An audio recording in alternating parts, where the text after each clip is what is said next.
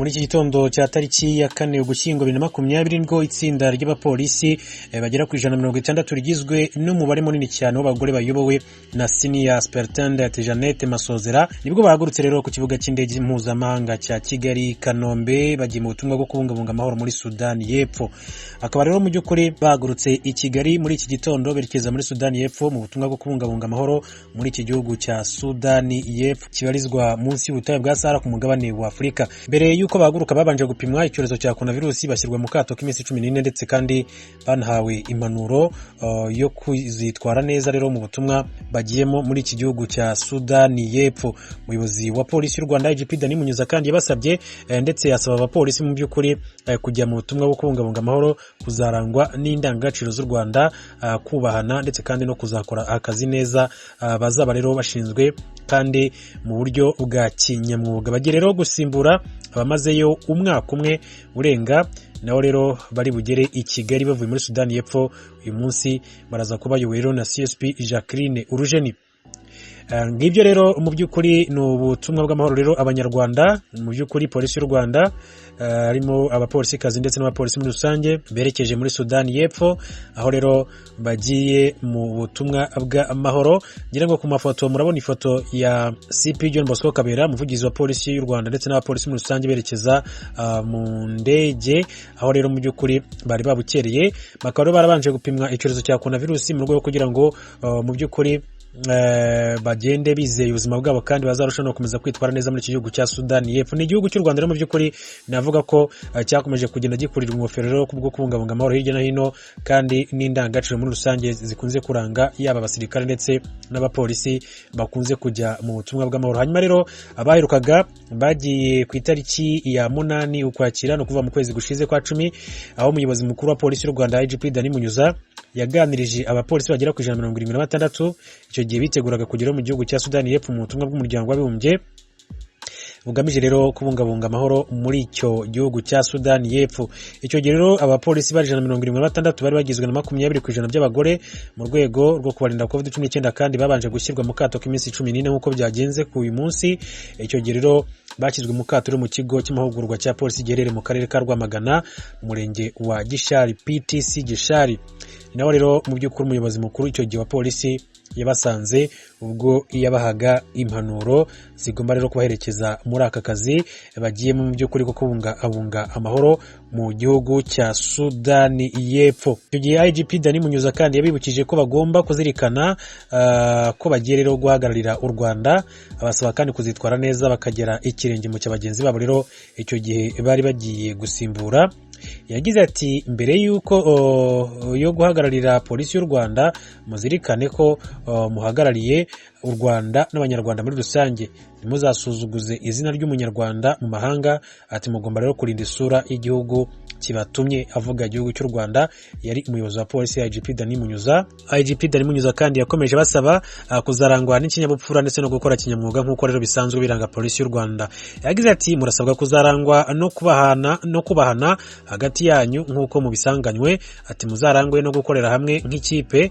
Ati kandi muzagira isuku yanyu ubwanyu ndetse kandi n'ibikoresho byanyu nk'uko yakomeje kugenda bibasaba mu by'ukuri IGP Dani Munyuza umuyobozi mukuru wa polisi y'u Rwanda.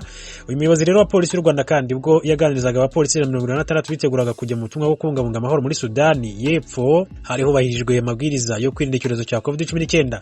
Uyu mupolisi yari yambaye agapfukamunwa ari intera kandi ya metero hagati y'umupolisi n'undi ndetse kandi bari babanje gukaraba mu ntoki n'amazi meza n'isabune. Abapolisi kandi mu gihe cy'iminsi igera kuri 14 bari bamaze muri PTC Gishari nabo bapimwe icyorezo cya COVID-19. Umupolisi ahabwa icyemezo cy'uko ari muzima, certificate gitangwa n'inzego z'ubuzima z'u Rwanda nk'uko byagendekeye rero abapolisi muri rusange nabo berekeje muri Sudani y'Epfo. Mu manuro IGP Dani Munyuza kandi yasabye abapolisi bagiye mu butumwa bwo kubungabunga amahoro kuzubaha umuco n'imigenzo y'abaturage b'igihugu cya Sudani y'Epfo bagiyema. Yagize ati bariya abantu hari umuco wabo n'imigenzo ibaranga bitandukanye n'ibyanyu. Igihe rero hari ibyo mubonye muzirinde kubaseka cyangwa se ngo mubinube, muzabarekere umuco wabo ariko namwe ukomeze uwanyu. IGP Dani Munyuza kandi icyo gihe yakanguriye abapolisi kuzarangwa n'ubutwari busanzwe burangwa abanyarwanda nihagira umwanzi ubasagararira bazirwanaho kandi bashyize hamwe. icyo gihe rero abapolisi 176 bagiye bayobowe na Chief Superintendent of Police Carlos Kabayiza bahagurutse ku kibuga mpuzamahanga cy'indege cya Kigali. Icyo gihe mu gitondo cyo ku itariki ya 9 z'ukwezi kwa 10 2020 bari bagiye gusimbura bagenzi babo bari bamaze umwaka urenga kubera icyorezo cya COVID-19. Akaba rero mu by'ukuri ari uko byifashe. Aba nabo rero akaba ari itsinda ry'abapolisi bagera ku 160 rigizwe rero mu by'ukuri n'umubare munini w'abagore bayobowe na Senior Superintendent Jeannette Masozera.